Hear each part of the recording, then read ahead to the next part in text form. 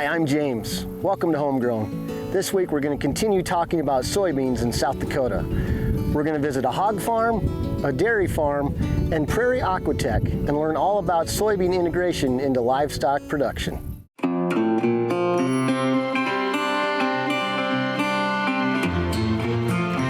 My name is Brandon White, and I am the nutrition manager here at Prairie Aquatech's research facility in Brookings. Okay, so as nutrition manager, what does that mean on a day-to-day basis?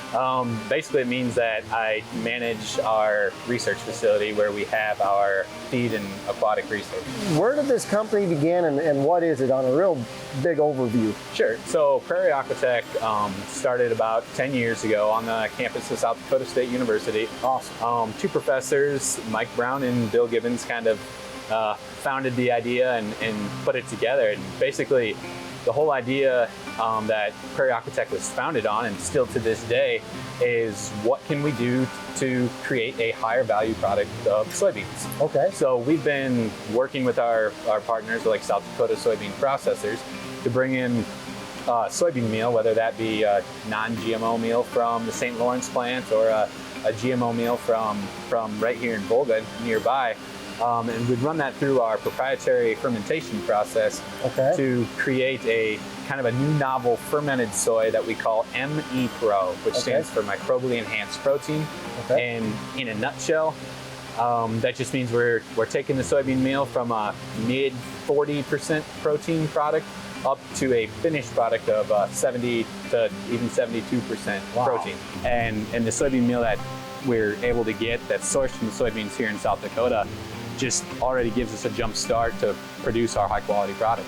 One of the things I've learned with working with some of the South Dakota soybean processors is in this state currently we ship about 60% of our protein or of our soybeans across the country on a rail, onto a barge in the Pacific and over to Asia. And so if we can take technology like this and add more value to those soybeans right here in South Dakota and create a market for that, that's just a win-win for producers. So talk to us a little bit about your use for soybeans and where that's come from and where you think that could go in the future. I mean, I know that's kind of a big question, but sure. I mean, there's a lot out there. There's a lot of potential here. Absolutely. So, I mean, aqua for us is really just the start. You know, Bill Gibbons is a microbiologist that had a lot of experience with the fermentation, and then Mike Brown saw the value in aqua, and Sure. that's really what we started on. But we've since been doing a lot of work with like swine producers and also even getting into the pet food side. Yeah. So, you know, the opportunities are really endless depending on where you want to, where we would like to go with it. Yeah. But it being with where we're at and the people we work with, and I mean, even the farmers of South Dakota, their willingness to innovate and adapt with us. We have a program called a Certified Grower Network. So a lot of the consumers today, we do a lot of exporting as well of our product into Europe and all over the country. And a lot of the consumers today really want to know where their food comes from. They want to know the traceability. And so we have like a Certified Grower Network where we can trace back our product to the lot of soybean meal that it came from at soy processors and even to the exact field where the beans were grown in South Dakota. So our facility is like what we have and what's set up all around us here are referred to as RAS, Recirculating Aquaculture Systems. Okay. So they're the newest kind of highest technology type systems compared to a lot of the traditional methods, whether it be outdoor ponds or flow through systems or net pens in the ocean. Really the thing that sets RAS apart from all of the rest of those is just the control that we have. Right, we're inside, so there's no predators. We're inside, there's no predators, there's water control. Water control, there's no outside weather, the heat, the cold. When being in South Dakota, we wouldn't be able to get much done in January when the ice is 2 feet thick. So we have control over temperature, oxygen levels, all of the other good things in the water that we can maintain and flushing away all of the bad things, as well as just simply the fact that they, as their name implies, they're recirculating systems. So we are constantly reusing up to 95% of the water every single day versus a flow-through system where it's one in and one out. And so that works very well for us on a research basis because, again, predators, outside weather events, even fish are very sensitive to the time of the year, so the length of the day and how they grow. We can control the light cycle to mimic peak growing season all the time, and it really works well for our systems. So one other quick thing, so we'll be looking at some salmon and some shrimp, and we're going to see some of these feed samples from basically almost like dust, flour consistency, up to a pretty big pellet for like a largemouth bass. I mean, tell us just a little bit about that process and why you have such a variety in those final products that you're researching. Sure. Yeah, so Pro is just one ingredient. It's in a lot of the feeds that we make, it's the primary protein source. Sure. And so there's a lot of, in an extruded pellet, there's a lot of different things that need to go into that feed, whether it's starch sources to make a good solid pellet, or if it's vitamin and mineral premixes or amino acid supplements or lipid sources. Right. So you put all of those together, and really what we're focusing on here is looking at all of the nutritional requirements of various species in the various life stages as they go from fry out to grower stage to a harvest stage, or Sure. even into brood stock. And so every species, whether it's freshwater, marine, cool water, warm water, that they all need something different. So we're able to bring Pro into this facility and put it into these feeds. As you mentioned, everything from very, very small pellet out to a very large brood stock diet. And we can test that here. That's awesome. So we can take those feeds from, similar ingredients from very microscopic, down to a shrimp that's no bigger than the end of your finger, Yeah. up to breeding age salmon or trout. And we can make a feed source that's palatable and good for all of those. That's cool.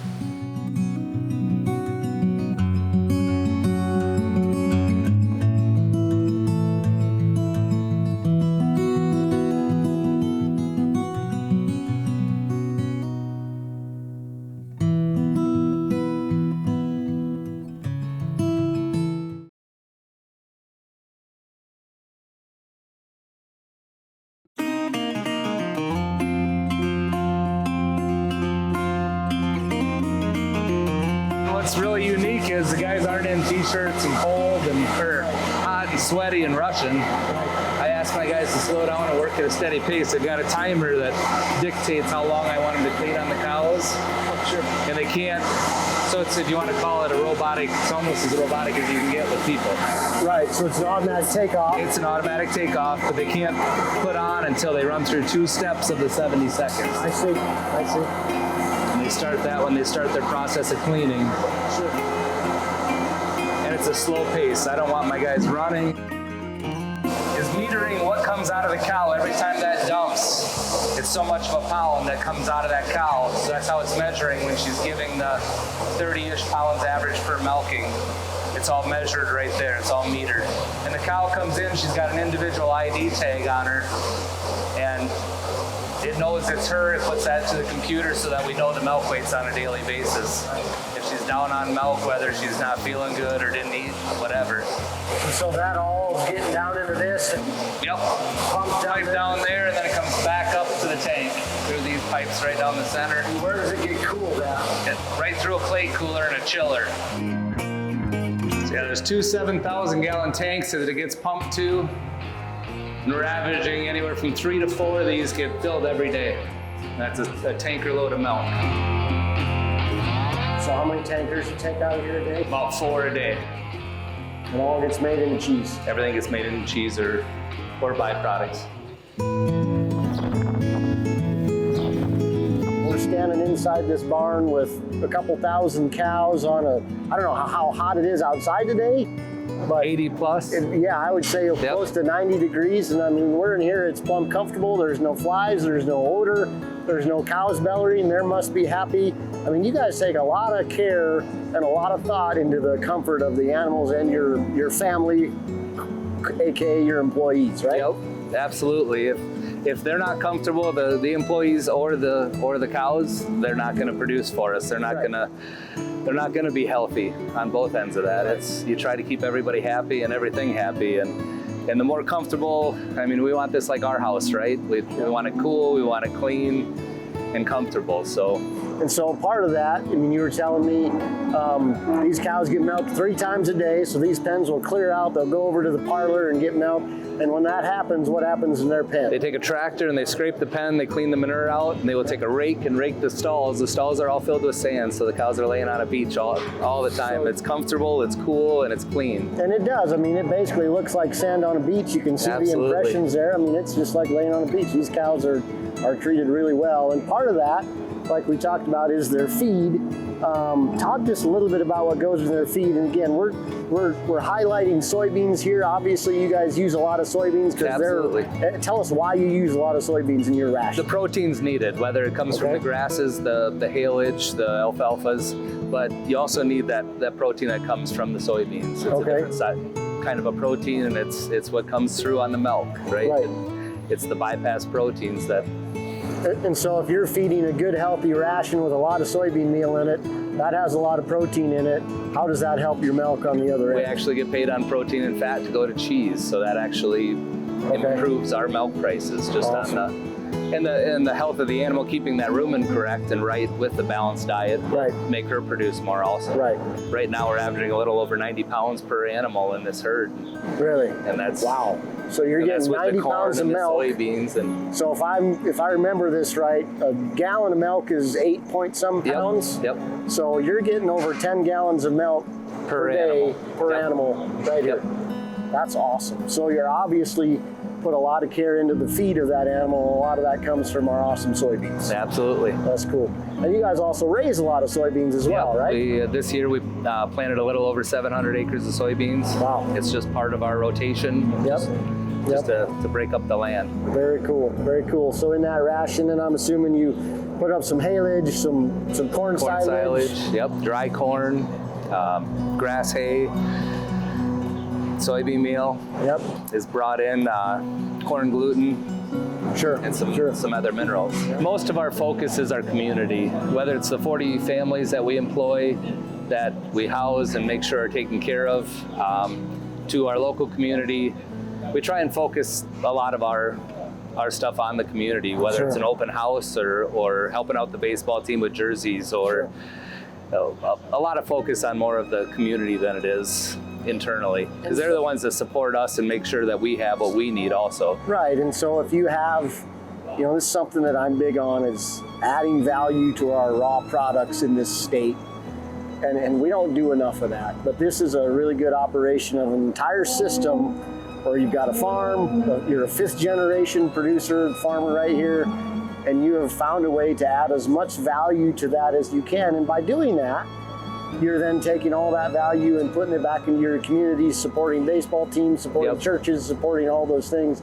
I just think that's so awesome. And again, there's so much room and potential for growth in South Dakota to add value to our raw agricultural products, but the dairy industry and partnering with the soybean industry and the other grains is really capitalizing on that right here. I think that's awesome.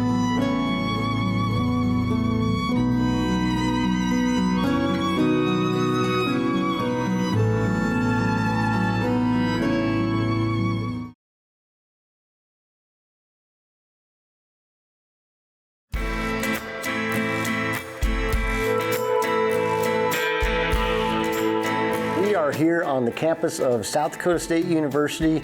Dr. Bob, why don't you just give us a brief introduction of yourself and what facility we're standing in right now? Sure. My name is Dr. Bob Toller. I'm a native of Wagner, South Dakota. Started back in SDSU in 1988 as extension swine specialist.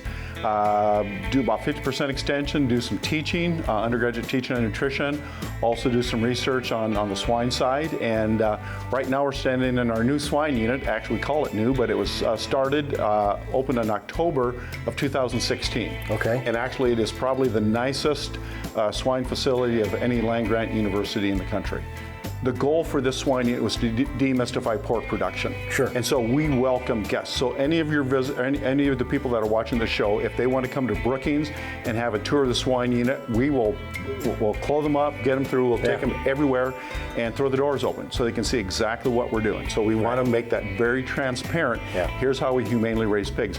But from the odor side, we can do a lot of different things. Nutritionally, we can change the diet, but we'll see on the outside, we have a thing called a biofilter. And all that is just a box of 18 inches of wood chips that the air from the cold weather fan blows through, and it's going to pull off 95% of the odor off there. I understand why people are scared of CAFOs, but come to places where they are, where they're working well, and see for yourself. And even if you don't want to stop in and take the time to tour the place, drive by and take a sniff. You'll never even notice it's here. It's pretty awesome. We talked about opening the doors and demystifying pork production. Really, the only reason that those doors are closed to begin with is for the welfare of the animals behind those doors, right? Yep. Pigs get diseases from two places: other pigs and people. Sure. And we control the pig part pretty good.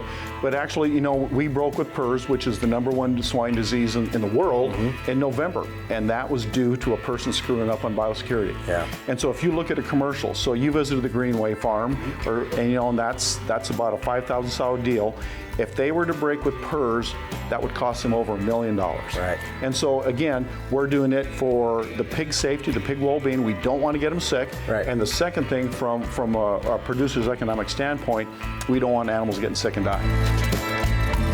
So when animals really have requirements for pigs for amino acids and for energy. The energy comes from the corn, but the amino acids, the protein, there's different places we can get it. But soybean meal is actually the gold standard when it comes to amino acid sources for both pigs and poultry. It's got the highest level, the most digestible amount of the essential amino acids that pigs need. Okay. So there is no better protein source for pigs than soybean meal. Really? So it makes a great marriage, when we have soy processing plants in here and our soybean farmers, and then pigs and poultry we can feed it to directly. Part of the deal is, as everybody in agriculture is trying to feed 8 billion people, right? And we have a fixed amount of resources. So anything that we can do to make the pigs, make the cattle more efficient, that means we can feed more people. We can get them a high quality protein with the limited resources that we have. Right.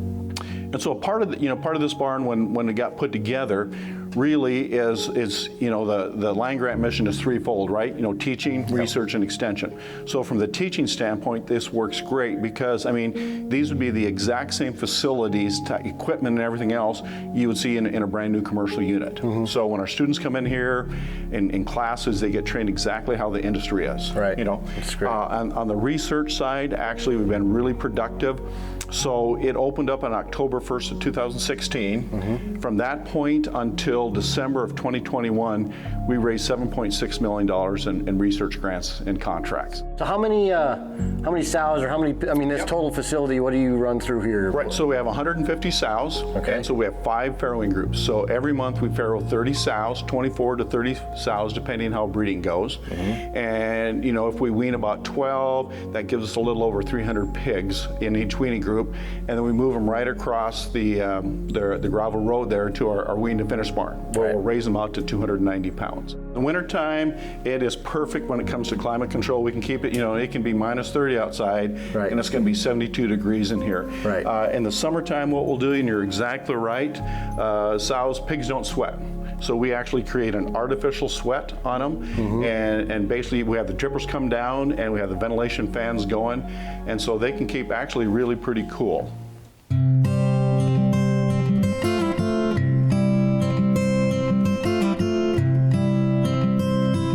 One of the things that we do here, we cannulate pigs, and all that is just putting like a plastic T in the end of the small intestine. And so what that allows us to do is determine the digestibility of different feed ingredients, right? And because we really don't care about protein with pigs, we don't care about total amino acids, we care about what they can digest and absorb. And so we'll bring animals in here, knock them down, put them on the surgery table. Do we have a T cannula here? So very similar. I was telling these guys as we went by the feedlot. Oh, exactly. We do that with the cows. The fish and cows. Yep. But again, so when we're testing different feed ingredients, that way we can tell, you know, the producers know, the nutritionists know, so when they formulate those diets, they can hit what the animal's requirements are. You know, because there's a lot of variation in different ingredients. Most of the research that we do, we want to have a direct application to the farmer, to the rancher, to the livestock producer. Cool. And so basically, this is going to have the sow's number on it, and it talks about, and so we're going to program how much feed she gets, and then it'll tell us how far along has she eaten that daily allotment. Because, you know, all livestock, the first thing that happens when they're sick, they quit eating, right? And the same thing in gestation. We monitor, we know exactly. So with a computerized system like this, every morning our manager is going to go to the computer and it will automatically say, okay, this sow only ate 50% of what she's going on here. So right away, Joe, you go there and take a look. That's cool. An ounce of prevention is worth a pound of cure, right? There you go. And if you take a look in there, you can see this rubber washer. Oh. And that's what she'll just lift up with her nose, and then feed comes augering out of here right to where she is. Do they have to get trained on that at all, or they just kind of? They figure it out pretty quickly. You know, in the pen gestation, those automatic feeders, it takes about a week to get them. But this, they learn really pretty quickly. And yep, you can see where the water's coming down right on her head. And actually, I'm guessing it's got to be close to 90 outside. I would bet. You know, and it's really pretty comfortable in here. It's fine, yep. You know, if this was in a stall or in a pen with straw on the ground, you've got a 400-pound sow and a 3-pound little guy. You know, the odds are not with the little guy. Right. And so this way they're protected. So the sow can get up, she can eat, she can drink, her water's right over there, and then when she lays down, she can't crush the pigs. Right. I mean, we want everybody to have some high-quality protein, and you know, pork and beef and are great resources of that. The better we are producing it, the less people are going hungry. Exactly. Yep. Taylor rides just as well as any man.